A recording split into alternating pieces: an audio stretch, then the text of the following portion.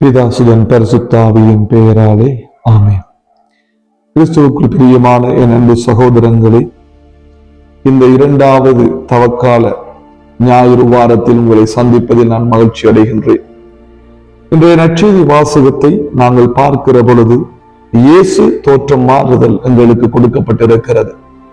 இந்த வாசகத்தில் 14ஆம் அதிகாரம் 4வது வசனத்தை நான் உங்களுக்கு வாசிக்க விரும்புகிறேன்.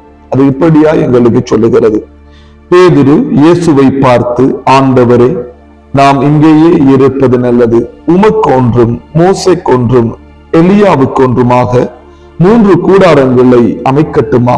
இது உமக்கு விருப்பமா என்றார். கிறிஸ்துவுக்குள் பிரியமான என் அன்பு சகோதரங்களே, எங்களுடைய வாழ்க்கையில் நாங்கள் பலவிதமான மனிதர்களை சந்தித்திருப்போம், பலவிதமான செயல்பாடுகளை செய்து கொண்டிருப்போம், பலவிதமான தேவைகளில் நாங்கள் வாழ்ந்து கொண்டிருப்போம். அதே போலதான் இந்த தவக்காலத்திலும் முக்கியமாக நாங்கள் ஒரு மாற்றத்தை எதிர்பார்த்து கொண்டிருக்கிறோம். என்னுடைய வாழ்க்கையில் ஒரு மாற்றம், என்னுடைய பிள்ளையின் வாழ்வில் ஒரு மாற்றம், என்னுடைய கணவனின் வாழ்வில் ஒரு மாற்றம், என்னுடைய தாய் தகப்பனின் வாழ்வில் மாற்றம் என்று மாற்றத்தை அடிப்படையாக கொண்டது இந்த தவக்காலமாக இருக்கிறது. இந்த மாற்றமானது உள்ளார்ந்த மாற்றமாக இருக்கிறது. இன்றைய நற்செய்தி வாசகத்தில் இயேசு தோற்றம் மாறுகிறார். அவரோடு இருந்தவர்கள் எலியாவும் மோசேயுமாயிருக்கிறார்கள்.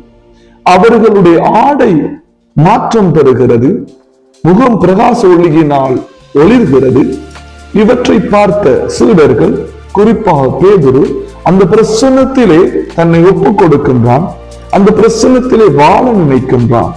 அவன் நினைத்தது தவறல்ல, ஆனால் அவனுடைய எண்ணம், நோக்கம் என்னவாக இருக்கும் என்பதை இயேசு அறிகிறார். நாங்கள் ஒரு கூடாரத்தை அமைத்து 3 கூடாரங்களை அமைத்து இங்கு தங்கிவிடலாமே என்ற கேள்வியினை அவன் இயேசுவிடம் கேட்கிறான். ஆனால் இயேசு அவனை தங்க விடவில்லை. நாங்கள் போக வேண்டும், மலை உச்சியிலிருந்து கீழிறங்கி செல்ல வேண்டும் என்று அவன் செய்ய வேண்டிய பணியை அவனுக்கு அவர் எடுத்துரைக்கின்றார்.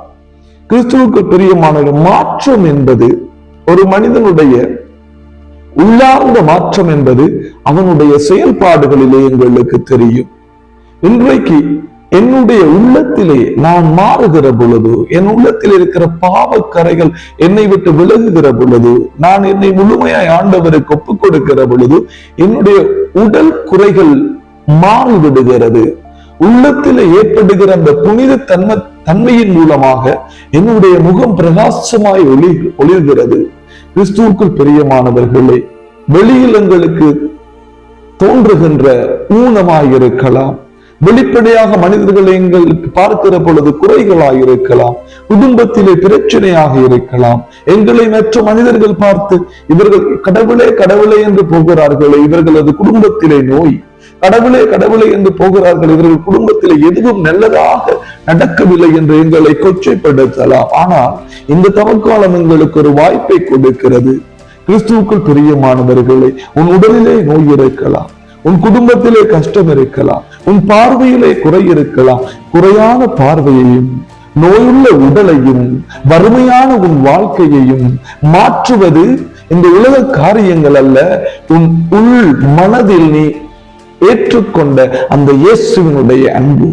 இந்த தவக்காலத்திலே உண்மையான மாற்றம் என்பது என்ன என்றால், நீ ஆண்டவரிடத்திலே உன் வாழ்க்கையை கொண்டு செல்வது உள்ளார்ந்தமான மாற்றமாய் இருக்கிறது. கிறிஸ்துவுக்குள் பிரியமானவர்கள், அழிந்து போகிற பொருட்களிலோ, அழிந்து போகிற உறவுகளிலோ, அழிந்து போகிற உன்னுடைய பெருமையிலோ நீ மாற்றத்தை ஏற்படுத்துகிற மனிதனாக இருந்தால், வெறுமனே நீயும் ஆண்டவரை காட்டிக் கொடுக்கிற அவர்களை சூழ இருந்த மனிதர்களை போல அந்த உண்மையான அன்பையும் இரக்கத்தையும் தெரியாமல் உணவிற்காகவும், அதிகாரத்திற்காகவும், பணத்திற்காகவும், செல்வத்திற்காகவும் கடவுளை தேடுகிற ஒரு மனித பிறவியாகி விடுவாய். பணம் இருந்தாலும் இல்லாவிட்டாலும், நோயில் குறை இருந்தாலும் இல்லாவிட்டாலும், கண்ணில் பார்வை இருந்தாலும் இல்லாவிட்டாலும், கடன் தொல்லை இருந்தாலும் இல்லாவிட்டாலும், என் குடும்பத்திலே கஷ்டம் இருந்தாலும் இல்லாவிட்டாலும், என் ஆண்டவரை நான் இறுக பிடித்துக் கொள்வேன், அந்த ஆண்டவரை இயேசுவுக்காக என் வாழ்வை கொடுப்பேன் என்கிற நீ எடுக்கிற அந்த தீர்மானத்திலேதான் உன்னுடைய மாற்றம் பிறருக்கு தென்பட வேண்டும். அந்த அன்பு அவர்கள் நீ இயேசுவிடம் பெற்றுக்கொண்ட அந்த ஆசீர்வாதம், அந்த அபிஷேகம், அந்த அன்பு, அந்த பிரசன்னத்தை பிறர் உங்களுடைய வாழ்வில் காண்பார்கள். எத்தனைதான் துன்பம் வந்தாலும் அந்த யோபுவை போல எத்தனை பேர் தான் வெறுத்தாலே இந்த மனிதனை, சோதனைக்கு மேல் சோதனை வந்தாலும் அந்த ஆண்டவரை இறுக பிடித்துக் கொண்டானே, அந்த ஆண்டவரோடு பயணம் செய்தானே என்கிற அந்த துணிவு எங்களுக்கு வர வேண்டும்.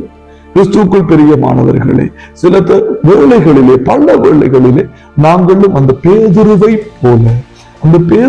போல எதை தேடுகிறோம்? ஒரு கம்ஃபர்டபுளான வாழ்க்கை, எங்கள் வாழ்க்கையிலே வேதனையை கண்டு நாங்கள் பயந்து விடுகிறோம். ஆண்டவருக்காக சிலுவையை சுமக்க நாங்கள் பயந்து விடுகிறோம். எங்கள் வாழ்வில் சுகத்தையும் சுகமான வாழ்க்கையையும் தேடியே ஆண்டவரை தேடுகிறோம். ஆனால் எங்கள் வாழ்விலே ஒரு புயல், எங்கள் வாழ்விலே ஒரு வேதனை, எங்கள் வாழ்விலே ஒரு கஷ்டம், எங்கள் வாழ்விலே நாங்கள் நினையாத விதமாக ஒரு இழப்பு வந்த பொழுது பிரஜாதிக்காரர்களைப் போல, ஆண்டவரை அறியாத மனிதர்களைப் போல ஆண்டவரை சபிக்க தொடங்குகிறோம். கடவுளுக்கு கண்ணில்லையா என்று கேட்கிறோம். கிறிஸ்துவுக்குள் பிரியமானவர்களே, இன்றைக்கு ஆண்டவருடைய மாறுதல் உருமாற்றத்தின் செய்தி என்னவென்றால், உன்னுடைய உள்ளம் மாறுகிற பொழுது உன் உடலிலே, உன் முகத்திலும் பிரகாசம் நிறைகிறது. குறைவான உன்னுடைய வாழ்க்கை, குறைவான உன்னுடைய பார்வை, குறைவான நோய்களோடு வாழ்கிற உன்னுடைய வாழ்க்கை ஆண்டவருக்காய் புதுப்பிக்கப்படுகிறது. அந்த ஆவியானவருடைய பிரசன்னம் உன்னை நிறைக்கிறது. மனிதர்களுடைய பார்வையிலே நீ குறைவாய் இருந்தாலும் ஆண்டவருக்காய் உன் வாழ்க்கையை நீ கொடுக்கிற பொழுது, உன் உள்ளம் ஆண்டவருக்காய் மாறுகிற பொழுது, உன் குடும்பம் ஆண்டவருக்காய் மாறுகிற பொழுது, உன் பிள்ளைகளும் உன்னை சார்ந்த சகோதர சகோதரிகளும் ஆண்டவருக்காய் மாறுகிற பொழுது உன்னுடைய வாழ்க்கையை ஆண்டவர் காண்கிறார். மனிதனோ முகத்தை பார்க்கிறார், ஆண்டவரோ உன்னுடைய உள்ளத்தை பார்க்கிறார். இந்த ஞாயிறு தினத்திலே, 2வது ஞாயிறு தவக்கால இந்த தினத்திலே ஆண்டவருடைய இயேசுவினுடைய தோற்றம் மாறுதலை சிந்திக்கிற நாங்கள் வெள்ளி வேடமாக வெளிப்புற காரியங்கள் மாற்றங்களை மட்டும் எதிர்பார்க்காமல் உள்ளத்திலே தூய்மையுடன், உள்ளத்திலே இருக்கிறதான வெறுப்புகளை களைந்து அனைவரையும் அன்பு செய்து வாழுங்கள், உன் எதிரியை கூட அன்பு செய் என்று சொன்ன அந்த ஆண்டவர் இயேசுவை போல அனைத்து எங்களுக்கு எல்லா விதத்திலும் எங்களை துன்பப்படுத்திய மனிதர்களுடைய பாவங்களையும் அவர்களுடைய தவறுகளையும் மன்னித்து அவர்களை ஏற்றுக்கொண்டு உள்ளார்ந்த மாற்றத்தை நாங்கள் ஆண்டவருக்கு காணிக்கையாக ஒப்புக் கொடுப்போம். இந்த தவக்காலத்திலே தொடர்ந்துமாய் ஜெபியுங்கள். உங்களுடைய உள்ளத்தையும் உங்களுடைய இல்லத்தையும் உருமாற்றுவதற்கு ஆண்டவர் காத்துக்கொண்டு இருக்கிறார்.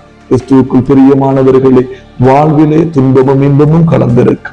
நீங்கள் துன்பம் பெறுகிற பொழுது அந்த துன்பத்திற்கு ஈக்குவலாக, அதற்கு சமமாக ஆண்டவர் இன்பத்தினால் உங்களை நிரப்புவார். உங்களுடைய குடும்பம் ஆசீர்வாதமாக இருக்கு. நீ நினையாத விதமாக உன்னுடைய இருதயத்தை காண்கிற ஆண்டவர் உன்னை பல்மடங்கு ஆசீர்வதிப்பார். கண்களை மூடி ஜெபிப்போமா? அன்பு இரக்கம் நிறைந்த பரலோக பிதாவே, இந்த நாட்களிலே, இந்த ஞாயிறு வாரத்திலே, தவக்காலத்திலே உம்மை தேடி வந்திருக்கிற பிள்ளைகளை ஆசீர்வதியும் ஆண்டவரே. நீ தோற்றமாறு உம்முடைய பிரசன்னத்தை இந்த உலகத்துக்கு வெளிப்படுத்தினரே ஆண்டவரே. நாங்கள் எப்பொழுதும் உம்முடைய பிரசன்னத்தில் இருக்கவும், உள்ளார்ந்த மாற்றத்தை அனுபவிக்கவும், உம்முடைய பிரசன்னத்திலே வாழ்ந்து உம்முடைய அன்பை சுவைத்து எங்களுடைய குடும்பங்கள் உமக்காய் வாழ்க்கையினை தொடர்ந்து அருள் புரியும் ஆண்டவரே. உங்களுடைய குடும்பங்கள் ஆசீர்வதிக்கப்படும் இந்த நாளிலே. கிறிஸ்துவுக்குள் பிரியமானவர்களே, உங்களுக்காய் நான் ஜெபிக்கிறேன். யாருக்காக நீங்கள் ஜெபிக்கிறீர்களோ, என்ன தேவைக்காக நீங்கள் ஆண்டவரிடத்திலே வந்திருக்கிறீர்களோ, உங்களுடைய தேவைகளை அவர் நிறைவேற்றுவார். மனம் மாறாத மனிதர்கள் இயேசுவின் நாமத்திலே மனம் மாறுவார்களாக. குணமடையாத மனிதர்கள் இயேசுவின் நாமம் மகிமை பெற குணம் அடைவார்களாக. கிறிஸ்துவுக்குள் பிரியமானவர்களே, இந்த நாள் உங்களுடைய வாழ்க்கையிலே புதியதொரு தூண்டுதலையும் புதியதொரு மாற்றத்தையும் கொண்டு வரும். இந்த நாளுக்காய் நீங்கள் காத்திருந்த அந்த நாள் வந்திருக்கிறது. உங்களை முழுமையாய் ஒப்பு கொடுத்து கண்களை மூடி ஆண்டவருடைய பிரசன்னத்தையும் ஆவியானவருடைய அருட்கொடைகளையும் வரங்களையும் பெற்றுக் கொள்ளுங்கள். எல்லா ஜெபங்களையும் உங்கள் ஆண்டவர் இயேசுவின் நாமத்திலே வேண்டி நிற்கிறேன். உங்கள் ஜீவனுள்ள நல்ல பிதாவே, ஆமென். God bless you.